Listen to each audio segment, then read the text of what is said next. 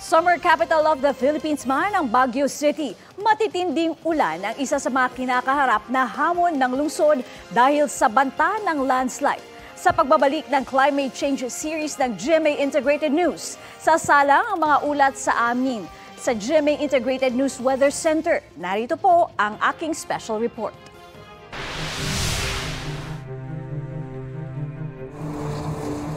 Isa ito sa tumatak na imahe sa pananalasa ng Bagyong Egay, ang bahay na yan sa Baguio City.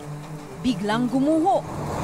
Bunsod ng paglambot ng lupang dala ng walang tigil na pag-ulan noon. At kahit nasa kabundukan ang lungsod ng Baguio, hindi ito nakaligtas sa mga pagbaha.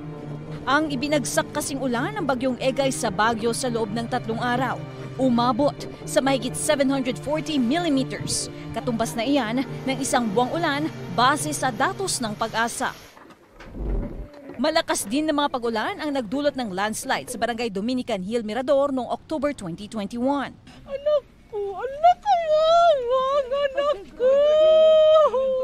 Si Tanya po yan! Nang po sinabahay na ito. Sinawimpalad dyan ang asawa, apo at pinsan ni Mary Jo. Isang impact, na-trauma ako. May araw talaga na nanginginig ako pag umuulan, ma'am. Yung bugso ng ang lalakas ng patak ng ulan, nanginginig ako. Ayon sa mga eksperto, ang Baguio City raw ang isa sa nakatatanggap ng pinakamaraming ulan sa bansa. Ang problema, halos 90% ng lungsod ng Baguio ay susceptible sa landslide base sa datos ng Mines and Geosciences Bureau Cordillera. Umulan ng diretsong more than 3 days. So, siyempre, maraming maibubuhos yan na tubig, may epek yun sa lupa. Basta umakyat na yan sa mga, sabihin natin, in 1 hour at continuous yan in 24 hours. Magbantay ka na yan. Ang sinisising dahilan ng mga eksperto, kagagawan rin ng tao. Yung pagkakaroon natin ng mass extreme rainfall events ay kasama sa mga adverse impacts ng climate change. Kasama yung emissions natin ng greenhouse gases, and then yung land use changes, in particular yung urbanization, and then yung deforestation. Kasama yun sa mga factors. Ang mga bundok na dapat kinatatayuan ng mga puno sa City of Pines, halos mga bahay na ang nakatayo.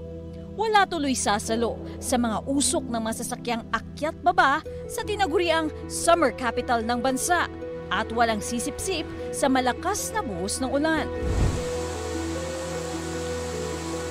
Di lang yan sa Baguio problema, kundi sa mga kalapit bayan nito sa Benguet.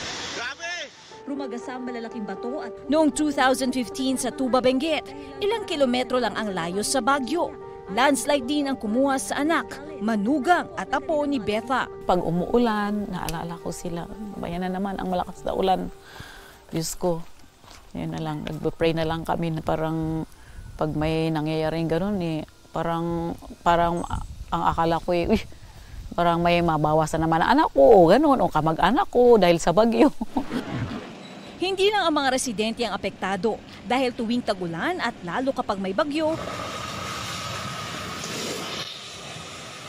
problema ang mga landslide at rockslide sa mga pangunahing daan, kaya apektado pati ang mga biyahe. Kino-consider natin kasi yung mga human-initiated activities kagaya ng unsystematic na development in terms of yung nagbo-bulldozer sila ng bundok, yung na-bulldozer na lupa in terms of yung strike niya o stability niya compare mo sa original, mas malambot siya.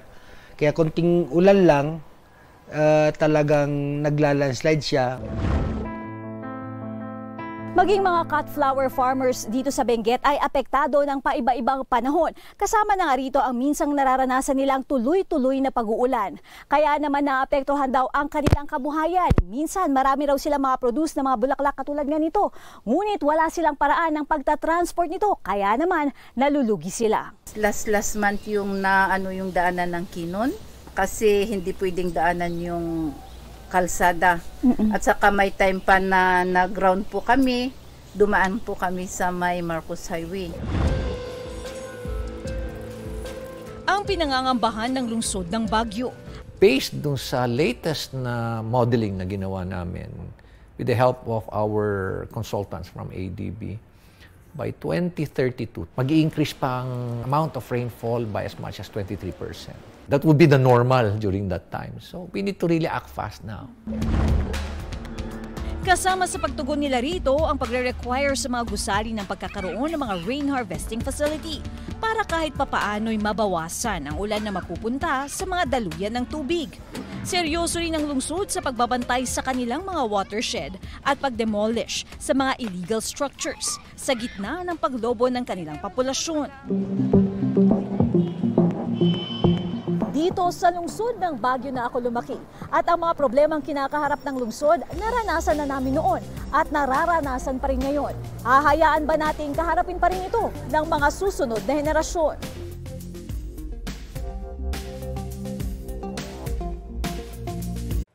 Kapuso, para laging updated sa lagay ng panahon, mag-subscribe sa GMA Integrated News sa YouTube.